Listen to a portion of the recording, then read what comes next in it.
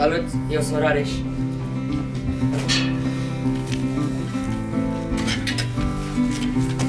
Locuiesc la centrul social al parohiei Valea Plopului. Locul care pentru mulți copii înseamnă acasă. Este un sat binecuvântat de Dumnezeu, fiind unul dintre puținele unde, la tot pasul, întâlnești copii. Iar unde sunt copii, este și veselie. În urmă cu 4 ani am pierdut-o și pe mama. Și de atunci, eu și sora mea mai mică suntem în grija părintelui Nicolae Tănase. Oamenii de aici sunt super ok. De aceea Provita a prins rădăcini și a crescut miraculos de-a lungul timpului. Îmi place mult aici, pentru că locurile acestea sunt foarte frumoase. Mamă, ce frumos e aici!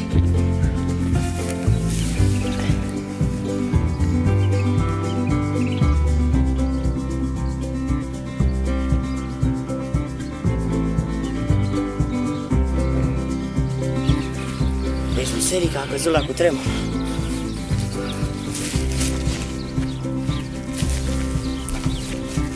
Am mulți prieteni din sat și îmi place că mă consideră de-al lor.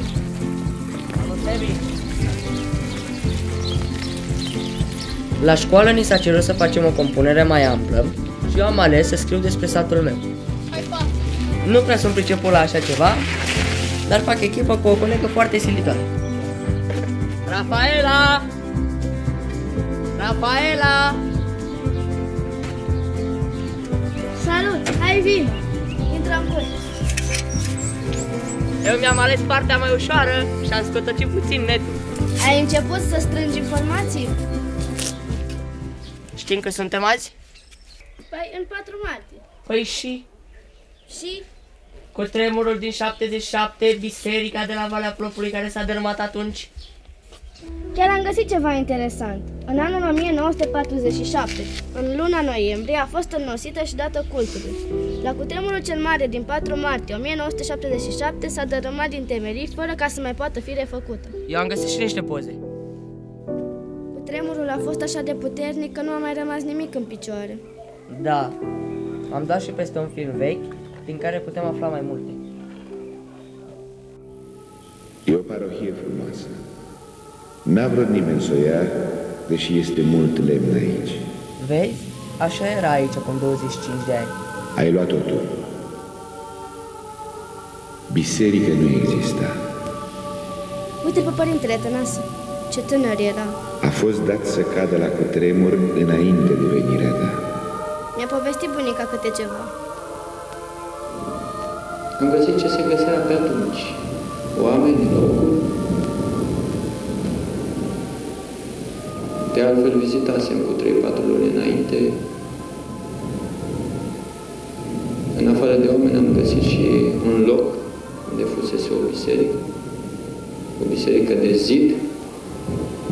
Cu alte cuvinte, n-am găsit o biserică de zid, în schimb am găsit o biserică vie. Se potrivea cu cei 20 de ani ai mei. În momentul în care se termină o școală, fusesem și în armată, era plăcut să faci ceva, să începi. Și ăsta a fost locul unde am putut începe. Ai vrut să construiești lăcașul sfânt. Toate lucrurile erau potrivnice, dar nu te-ai lăsat. Și ai reușit. Am muncit. De când a venit aici, s-a străduit, a fost omul și împiedicat de anumit, ca să realizeze anumite lucruri. Însă noi am silit și a făcut biserica. Pe lună, noaptea, căra cu gălețile pe pitiși și să vede această biserică făcută de mâna credincioșilor. Mi s-a părut atât de interesantă istoria acestei biserici, încât ne-am hotărât imediat să povestim doar despre cum a fost reconstruită. Așa că am plecat să facem un pic de cercetare pe teren.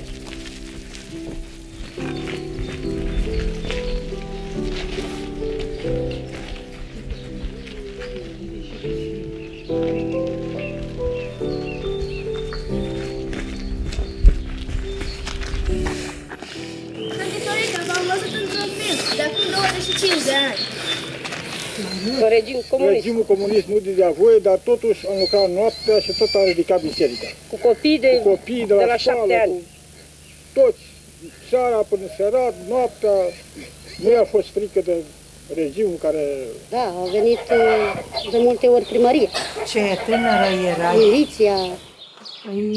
Eram 20 și ceva de ani. Dar voi știți că ultima cununie în această biserică, biserica veche a fost a mea.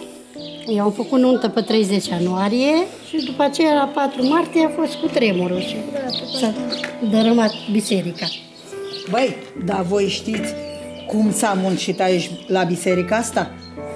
Că se muncea, mai ziua veneau copiii, tineretul, iar noaptea muncea bătrânii. Chiar Munceau copiii, munci mai ușoare.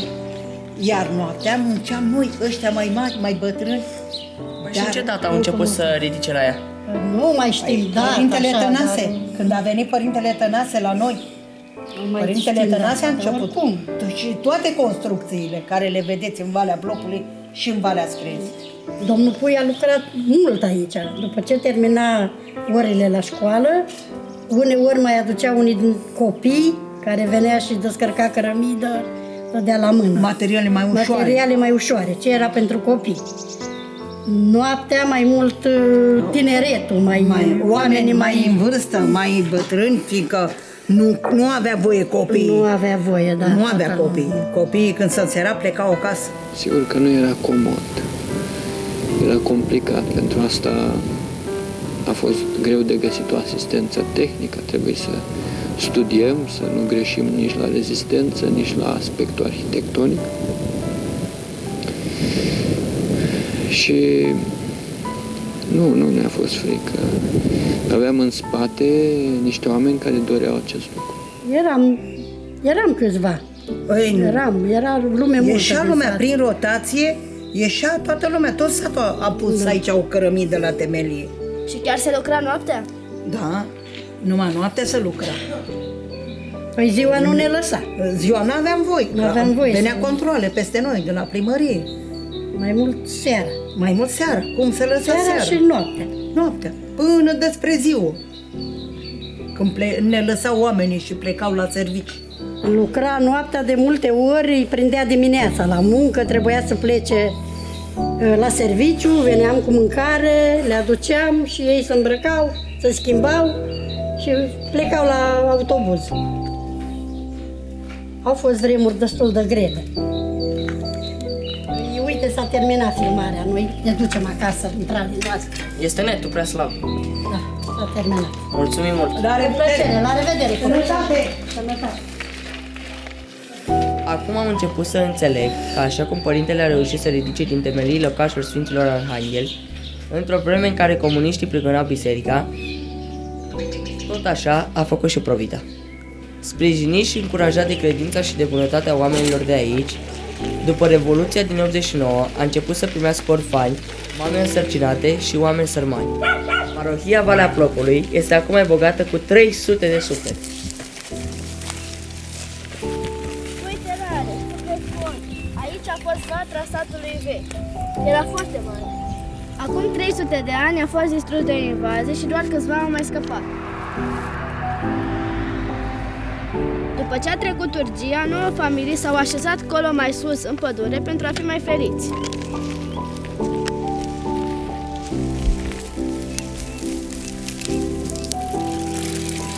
Pe vremea aceea erau foarte mulți plopi pe acele dealuri și de aceea noul sat s-a numit Valea Plopului. Tot atunci și-au adus cu carele o bisericuță mică de lemn. La începutul veacului trecut au înălțat o bisericuță de zid, chiar acolo jos lângă cimitir, dar în 1930 o alunecare de teren a dărâmat-o definitiv. Imediat, părintele Avram a construit cu sătenii Biserica Sfinților Arhangheli. N-a apucat să o termine deoarece a suferit grave avarii la cutremurul din 1940. Abia în 1947 a fost sfințit și timp de 30 de ani plopenii s-au mândrit cu o biserică mare și frumoasă. Când a venit Părintele Nicolae, aici nu era decât vechea bisericuță de lemn, pe care a trebuit să o repare, deoarece era așa de lăsată că se putea prăbuși oricând. Mamă, ce ușă mică! Știi de ce e mică? Pentru că înainte turcii intrau cărare în biserică. Bate toaca pentru vecernie. Poate reușim să stăm de vorbă și cu părintele. Ia uite ce bine are. Asta nu o să cadă la niciun cutremur. Uite, am mai găsit niște poze. Dacă îmi luați seama la ce auzim în Sfânta Biserică, să stăm bine, să stăm cu frică, să luăm aminte. Acestea sunt și cuvintele Arhanghelului Mihail, când au văzut cetele de îngeri căzând după Lucifer, luându-se după părerile lui, ca să fie, vrut să fie mai ceva decât Dumnezeu. În mândria aceasta, atunci, el a oprit această cădere. Din 12 cete au rămas 9, 3 au căzut. Au oprit, au tras semnalul acesta de alarmă și au zis să stăm bine, să stăm cu frică, să luăm aminte. Unul e Dumnezeu. Așa și noi, să stăm bine, să stăm cu frică și să luăm aminte la faptul că avem un singur suflet de o valoare fără de preț. Sufletul nu se poate prețui. O să zicem, dar când a zis așa? Păi atunci când a zis ce va da omul în schimb pentru sufletul său? Sau ce îi va folosi omului dacă va câștiga lumea toată și își va pierde sufletul? De aici deducem valoarea sufletului nostru, valoarea unui singur suflet, dar atâtea suflete. Și atunci ne putem închipui noi de unde până unde această insistență a preoților pe de-o parte, dar a lui Dumnezeu prin preoți, a lui Dumnezeu prin cărți, insistența lui Dumnezeu prin tot ceea ce încearcă și reușește respectând libera noastră voire, această insistență de a fi cu Dumnezeu, de a fi lângă Dumnezeu și mergând până acolo, de a-L mânca pe Dumnezeu. Bine ai venit! Doamne ajută! Ce vedem noi aici este o istorie întreagă unor copii care cândva, mai mici și mai mari decât tine, au construit biserica în care ne aflăm acum. Iată, această fetiță, la data aceea, era clasa a doua. Ce vedem noi aici este în timpul în care nu era voie să faci biserici. Și atunci a trebuit să apelăm la copii și la bătrâni. De ce? Pentru că ei, copiii, nu puteau fi arestați și nici bătrânii. Sau chiar dacă se întâmpla, nu prea aveau ce pierde bătrânii. Ce sunt frânghile astea? Astea nu sunt niște frânghii, seamănă, sunt niște fitile de lampă care se vindeau la metru. Și atunci unul dintre ele avea 10 metri și legam, cum se vede aici, două și ridicam stâlpul de fier beton cu copiii. Și ele sunt lungi așa pentru ca să nu fie pericolul ca stâlpul de 12 metri să cadă peste copii. Copiii erau până în școală, pentru că dacă erau la școală, atunci ei puteau fi controlați. Aici, pe mai departe, se vede cum sunt ancorați toți acești stâlpi în crengătura aceasta de frânghii, cum ai zis tu, care de fapt sunt aceste fitile rezistente. Și aici se vede cum bătrâne puteau să ridice găleți cu mortar, nu? Asta e o frânghie cu scripete. Pe mai departe. Aici sunt fete mai mari, de la clasele 5-8, cu care am fost la colinde, mergeam cu colindele. Mergi cu colindul, era interzis să mergi într-un mod organizat cu colindul. Când lucram, eram silit să nu mai am reverende, să am salopete, pentru că ne murdăream. Nu era ca acum cu betoniera să faci. Toate se făceau la lopată. Aici sunt eu în biserica de lemn. A început să fie băgată în seamă în momentul în care s-a mai avut unde să facem slujbă, cu tremurul din 77. Eu eram atunci în 79, după 2 ani am venit eu, de 21 de ani. Deci acum 40 de ani. Aici avem ridicarea betonului, vedeți, la mână, nu cu furtunul, cu elefantul, cum se numește astăzi, săptămâna, și aceleași scene în care vedem cum asta este partea altarului care s-a zidit. Așa că istoria este multă, bogată și foarte bine că mă întrebați, ca să duceți și voi mai departe această istorie a construcției unei biserici numai noaptea.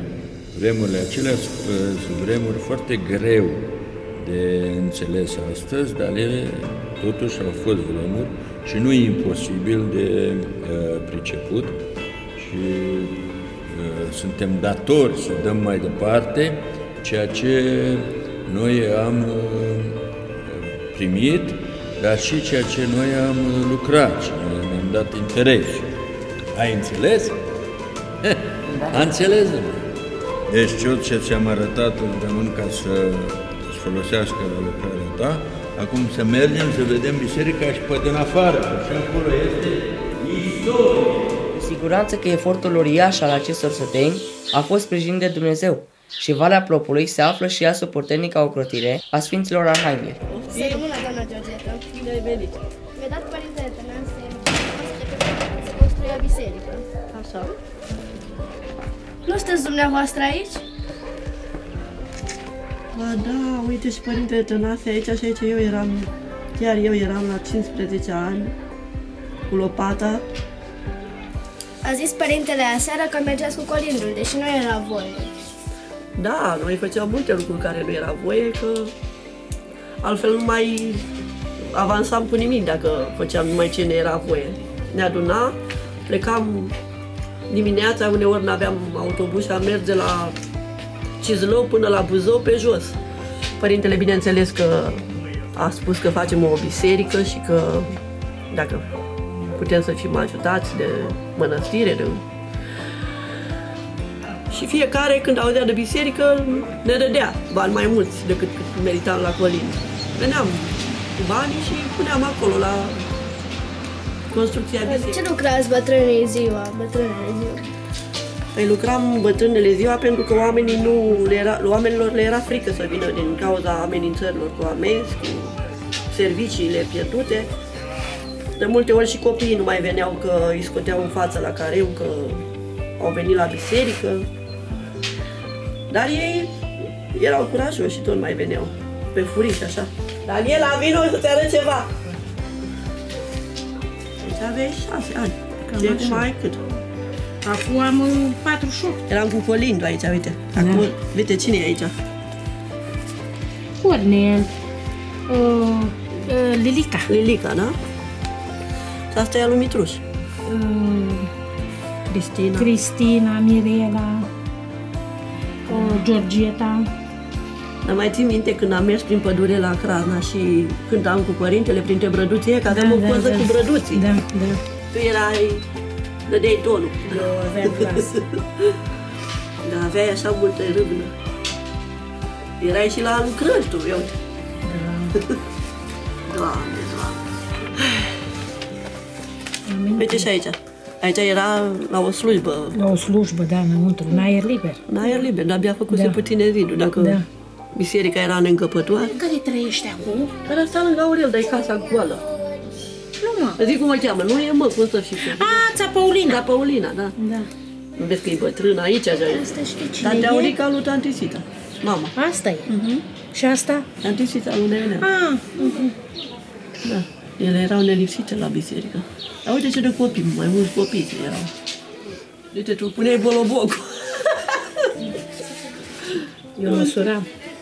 Uite mă bolobocul cu mâna. Iată. Dar cine este în altul? Părintele, mă. Părintele? Uite, nu vezi că era de flac, piele și oțel. Da, acolo părintele. Da, aici e numai copii aici. Aici cu Aici e Colindu care la plecam Crana. cu Colindu. La Crasna. Cred că e Mirela.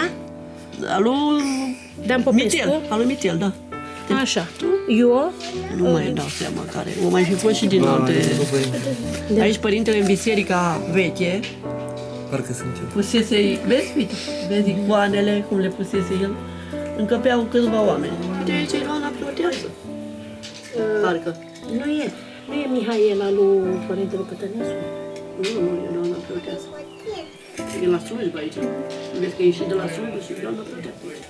Dar aici lumea nu prea. Trebuie să vedem pe maică ta. Nu-ți mai aduce aminte? Ce mai mi-aduc? Cred că eram un pic mai mare ca ea. De tantea Tenuța, mă. Da. Mama aia ta. Daniela, nata ta? Da. Nea Ana Gheorghiță, da. Și Tenea Ion Rusu. Au tantea Aurica. Da. Și eu știu la alții în Deci avem bătrânii satului. Asta după slujbă. Da. Toți stâlpii ăștia de aici, știți că îi ridica cu băieții. Da. Ridica sforile și unul după ăla. Și eu mă uitam din grădină și mă minunam aici. La noi se vedea cum lucra acolo. De Daniel, aici este tanti Valerica. Da. Ce tânără era. Da. Da. Ea cu 40 de ani. Da. Tanti Mănica, Nicoleta, mică. Da, aici a fost una dintre slujbele care s-au făcut în aer liber, vara, că era cald în biserica mică, nu aveam loc, ne sufocam.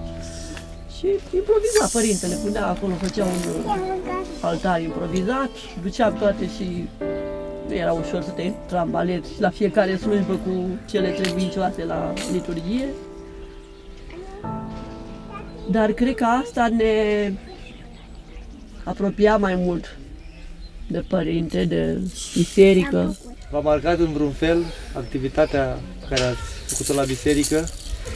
Foarte mult m-a marcat, pentru că noi am crescut lângă părintele. Când ne anunța clopotul, nu pentru liturghie, începea să sune clopotul pentru ca să mergem la lucru. Asta era metoda. Iar într-o noapte de anul nou, părintele a tras clopotul de bucurie anului nou.